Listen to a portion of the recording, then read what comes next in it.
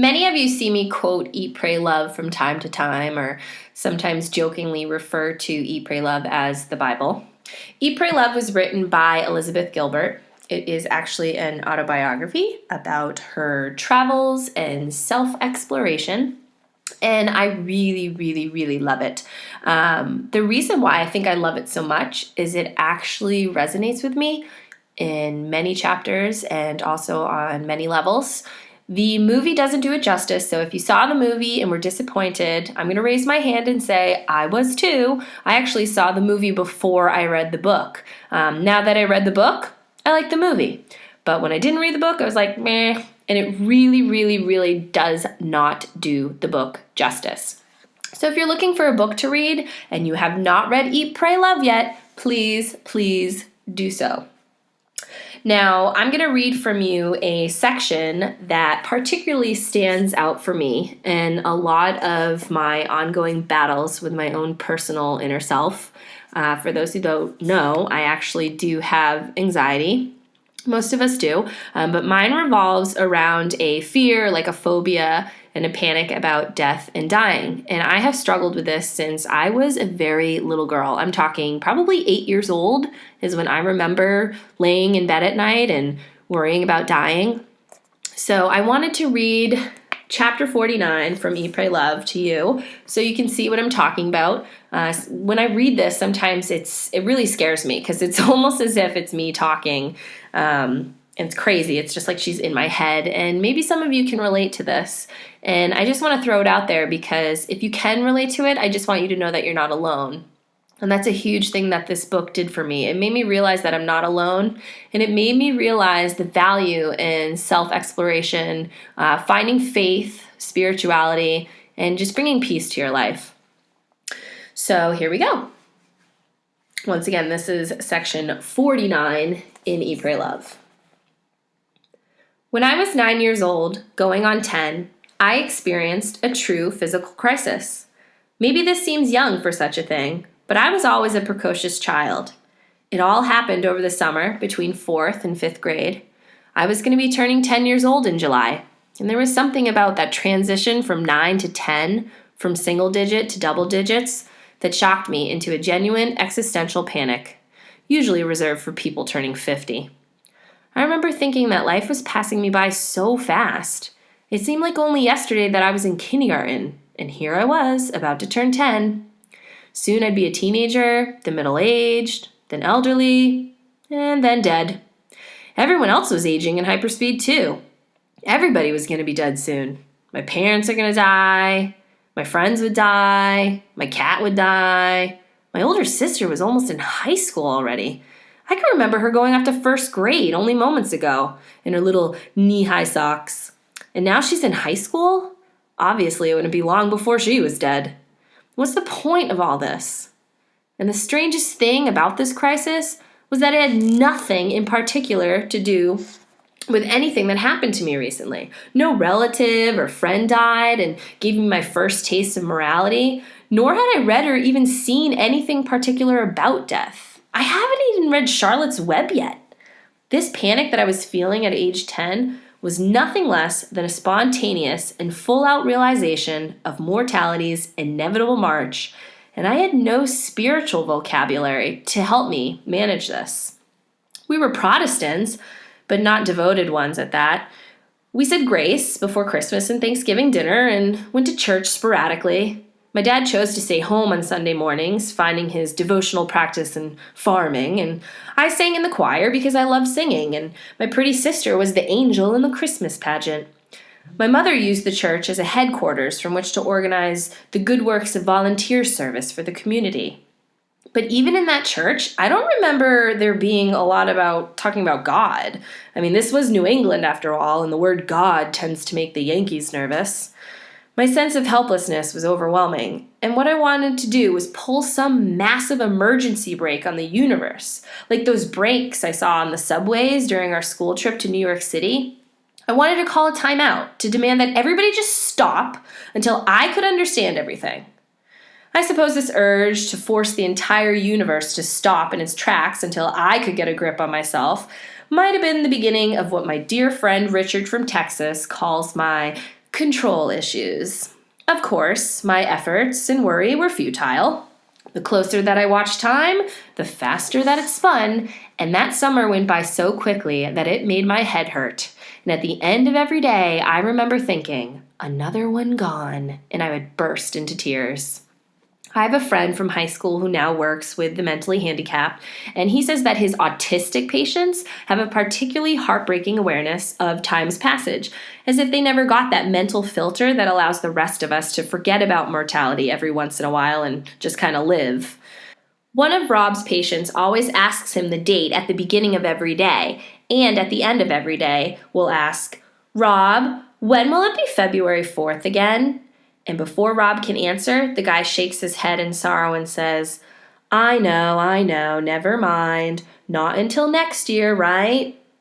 I know this feeling all too intimately.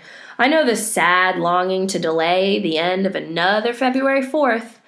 And the sadness is one of the great trials of the human experiment. As far as we know, we're the only species on the planet who have been given the gift, or the curse, perhaps, of awareness about our own mortality. Everything here eventually dies. We're just the lucky ones who get to think about this fact every day. How are you going to cope with this information? When I was 9, I couldn't do a thing with it except cry. And later over the years, my hypersensitivity about this awareness of time speed led me to push myself to experiment life at a maximum speed. If I were going to have a short visit on Earth, I had to do everything possible to experience it now. Hence all the traveling, all my romances, all my ambition, all the pasta I ate.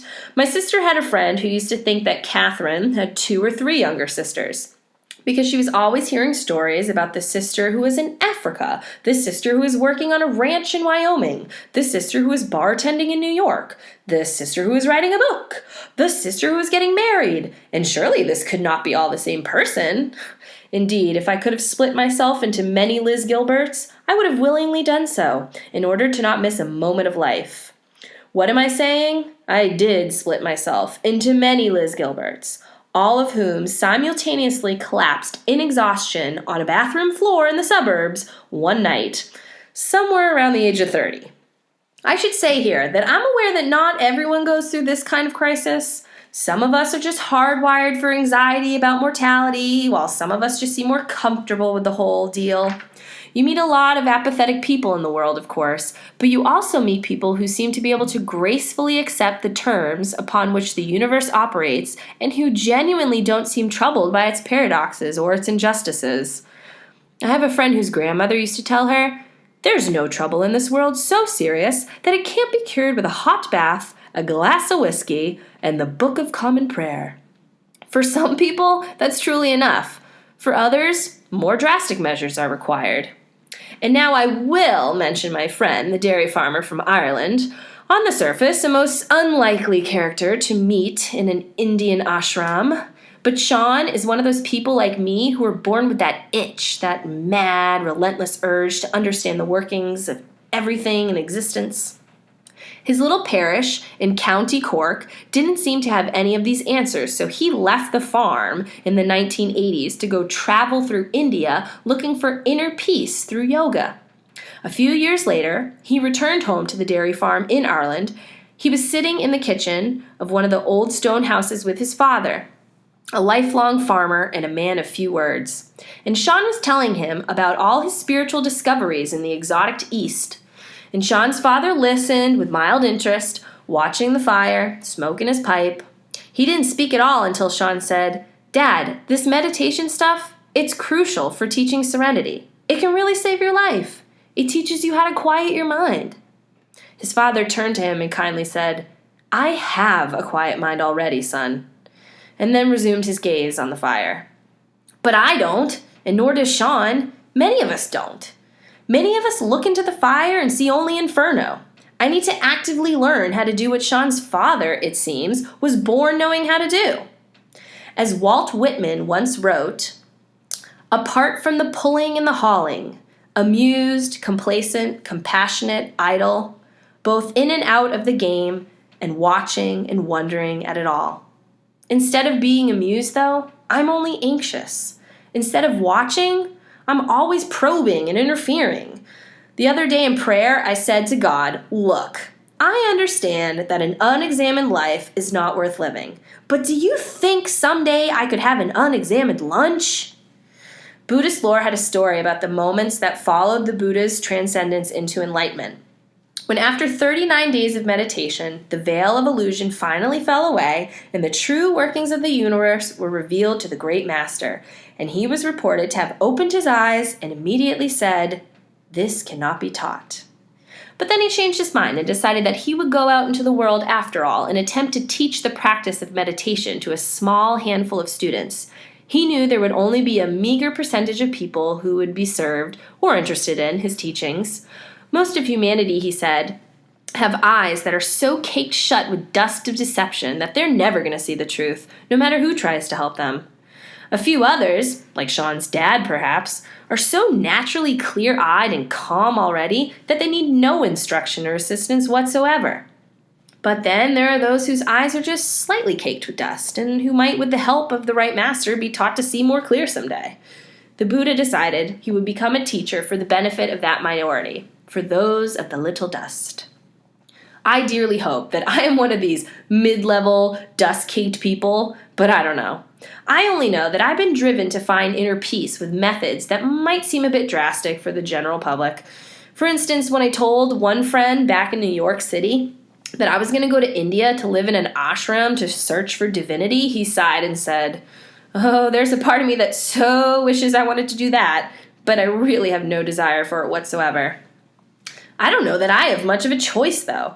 I've searched frantically for contentment for so many years in so many ways, and all these accomplishments, they'll run you down in the end. Life, if you keep chasing it so hard, it's going to drive you to death. Time, when pursued like a bandit, will behave like one, always remaining one country or one room ahead of you. It's going to change its name and its hair color to elude you, slipping out the back door of the motel just as you're banging through the lobby with your newest search warrant, leaving only a burning cigarette in the ashtray to taunt you. And at some point, you gotta stop, because it won't. You have to admit that you can't catch it, that you're not supposed to catch it. At some point, as Richard keeps telling me, you gotta let go, sit still, allow contentment to come to you. Letting go, of course, is a scary enterprise for those of us who believe that the world revolves only because it has a handle on top, which we can personally turn. And if we were to drop this handle, even for a moment, well, that would be the end of the universe. But try dropping it, Richard always says. This is the message I'm getting. Sit quietly for now, cease your relentless participation, watch what happens. The birds don't crash dead out of the sky in mid-flight after all. The trees don't wither and die. The rivers aren't going to turn red with blood. Life's going to continue on. Even that Italian post office is going to keep limping along, doing its own thing without you. So why are you so sure that your micromanagement of every moment in this world is so essential? Why don't you just let it be?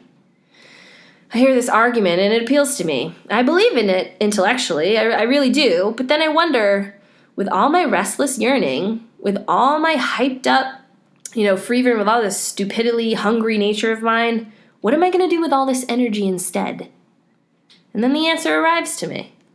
Look for God, suggests my guru. Look for God like a man with his head on fire looks for water. So that is section 49 of Eat, Pray, Love, and I can extremely relate to that. I do actually have a therapist myself right now, and we do discuss the importance of spirituality and faith. I, for those who don't know, started off atheist, and then I kind of became agnostic, and then I read both the Bible and the Quran, and I gotta say that both great books, but I have to say that you don't need to be a Christian, you don't need to be Jewish, you don't need to be Muslim, you don't need to be anything, but what really did help me was faith. Faith, love, family, community. It's just so important.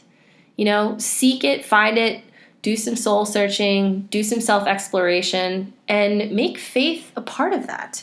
It's truly, truly more important than we think, because the more that I explore it, the more that I reference the Bible, I really like the Bible. If you guys haven't read it, honestly, just read it. If you haven't read the Quran, read the Quran. Both are good books, and both I love to look at now and then and read scriptures. I think you'd like it. So I just wanted to throw this out into the universe. Maybe friends or family or people in general can relate to this. I know I can. If you haven't read Eat, Pray, Love yet, and you're reaching almost 30 yourself and kind of looking at yourself or your life, no matter what age you are, and saying, I just want to do some self-exploration. I want to fix me. I want to be the best me that I can be. It might be a good book. You might really enjoy it. So that's all. Just wanted to share. Ta-ta for now.